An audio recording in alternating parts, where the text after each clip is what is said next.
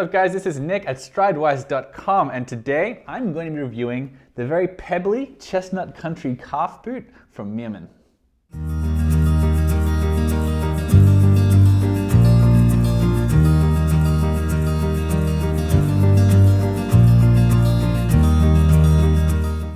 So Meermin is a shoe company that's also called Meermin Mallorca, and as the name suggests, they are a Spanish shoe company. A lot of people compare them to Carmina Shoes. They are different companies, but they were both founded in Mallorca, and they both have very close ties to the famous Albaladejo family, which has this very esteemed history in the world of Spanish footwear.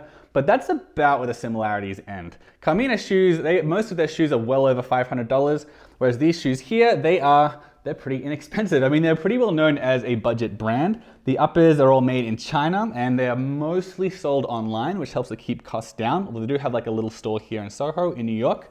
But are they good quality shoes? Well, I've worn these for quite a while. I just took them to a 2-day wedding and I've got some opinions.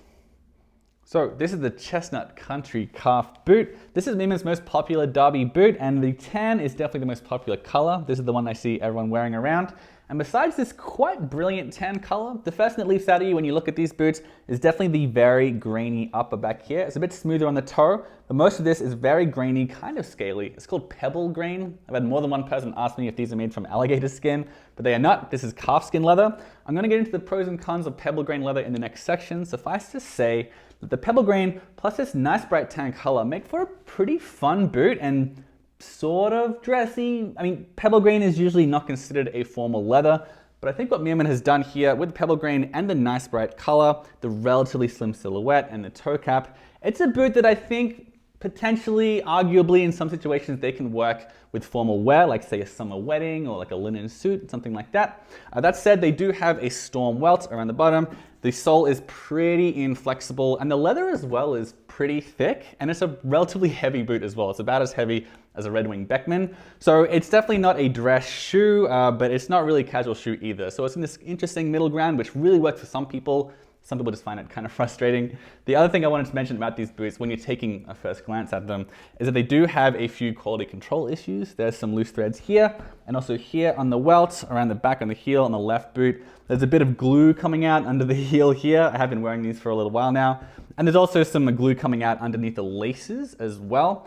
So they're not a perfect shoe by any means, but they're sort of the kind of budget boot brand where from a distance, they do look quite nice and very handsome. And when you get a close look, you are reminded, this is a budget brand.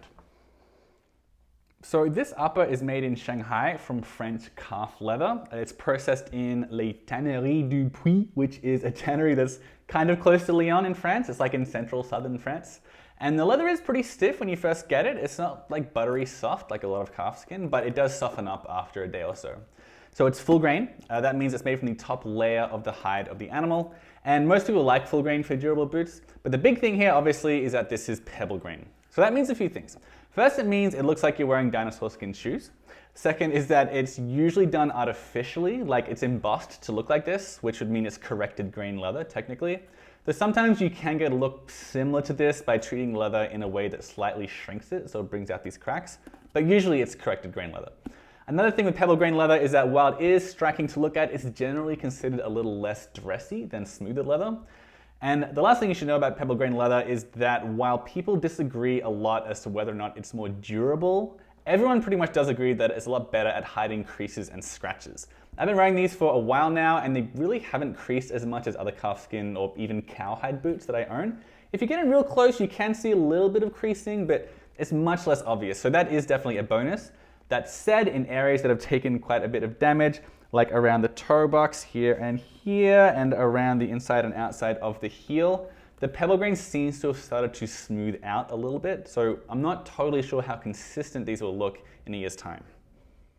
So how do you take care of this leather? When I spoke to Meermin, they were pretty easy. They said you can use a wax polish or a cream. They just said to spread it evenly over the leather, rub it with a cloth, let it sit for a few minutes, let it sink into the leather, and then brush it with a horsehair brush. As far as particular brands go, they are big fans of Sophia's Renovator. They said that's good for maintaining the color while also conditioning and softening the leather.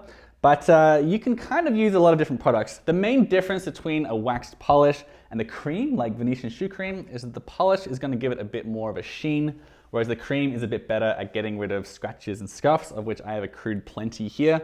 But yeah, I would say Sophia's Renovator or Venetian shoe cream seem to be pretty good bets depending on what you want out of your shoe.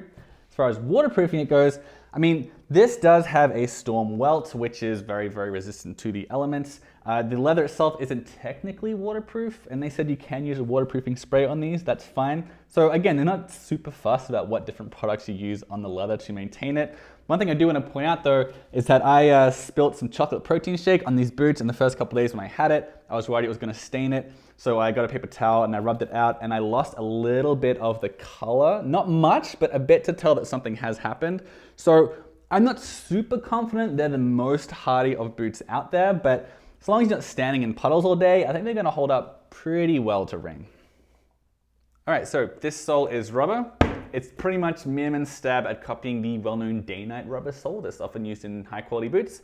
The grip is good. I have no complaints. I've been walking around these. I have not found myself skidding into any light poles or anything like that. But with a boot like this that is sort of formal and sort of not formal, the sole is definitely a knock against it. And by that I mean, I tried wearing these with a suit this weekend and I was sort of trying to hide the sole whenever I was sitting down because it does make them look even less dressy.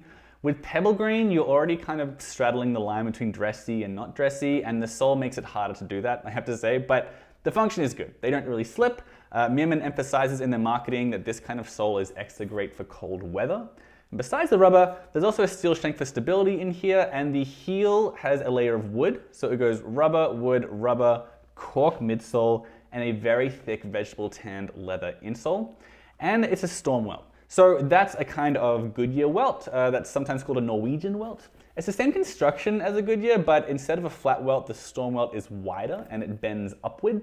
So there's more of a seal around the barrier between the upper and the midsole. So it's a bit more waterproof, hence the word storm welt, and it's meant to be a bit better at keeping dirt and stuff out of the welt as well.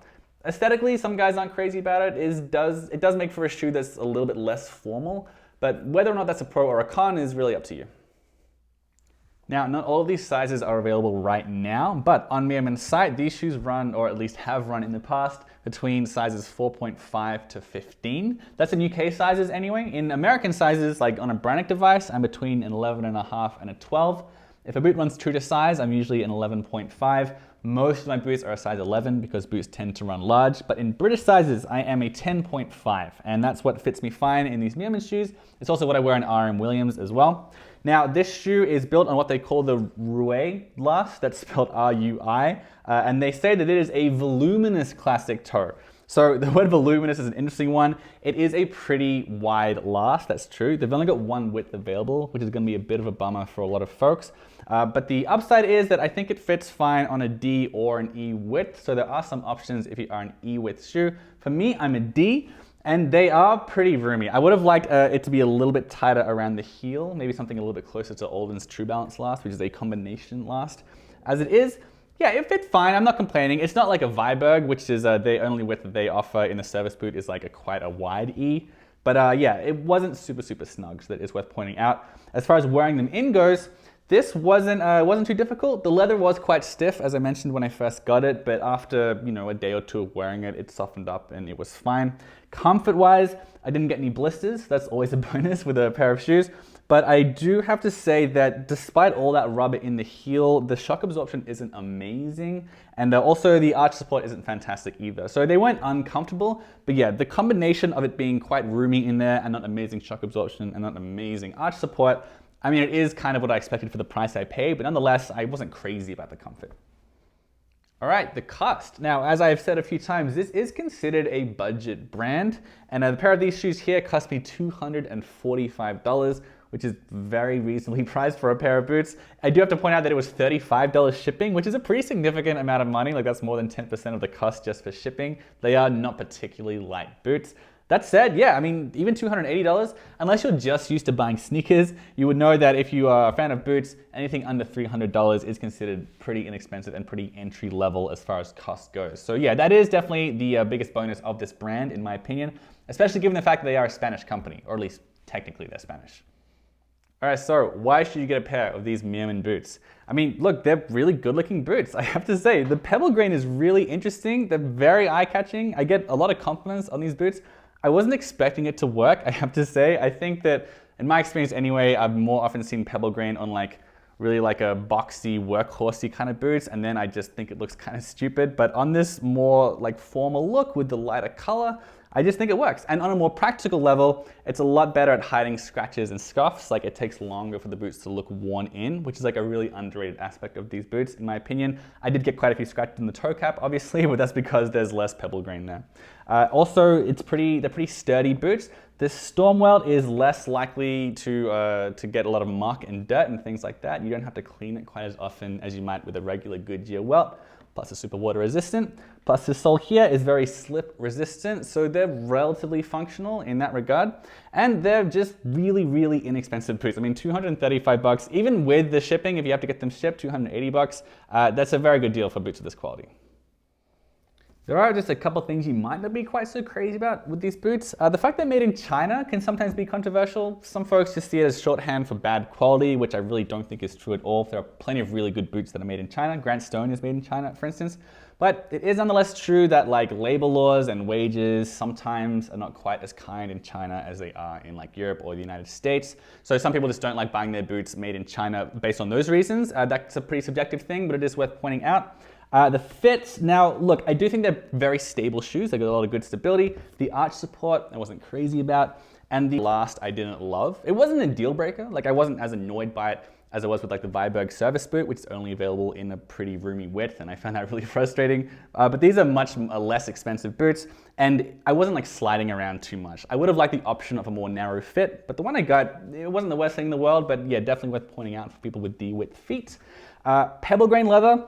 It's a bit tough to figure out. Like, it's sort of unusual to see pebble grain leather, at least in my experience, on boots that are this, not dressy necessarily, but just they're not workhorsey kind of boots. So you get pebble grain leather on this pretty slim aesthetic with a toe cap and pretty nice looking laces and everything else. It's a bit tricky to know when to wear them. You know, people have really big debates about when you can wear pebble grain. I think that'd be fine personally with like a blue suit and no tie, as long as things aren't crazy formal. I have a bit of hard time like picturing them with just jeans and a t-shirt, but other people have just completely reverse opinions. So you just kind of have to figure out pebble grain leather. Some people find it kind of frustrating.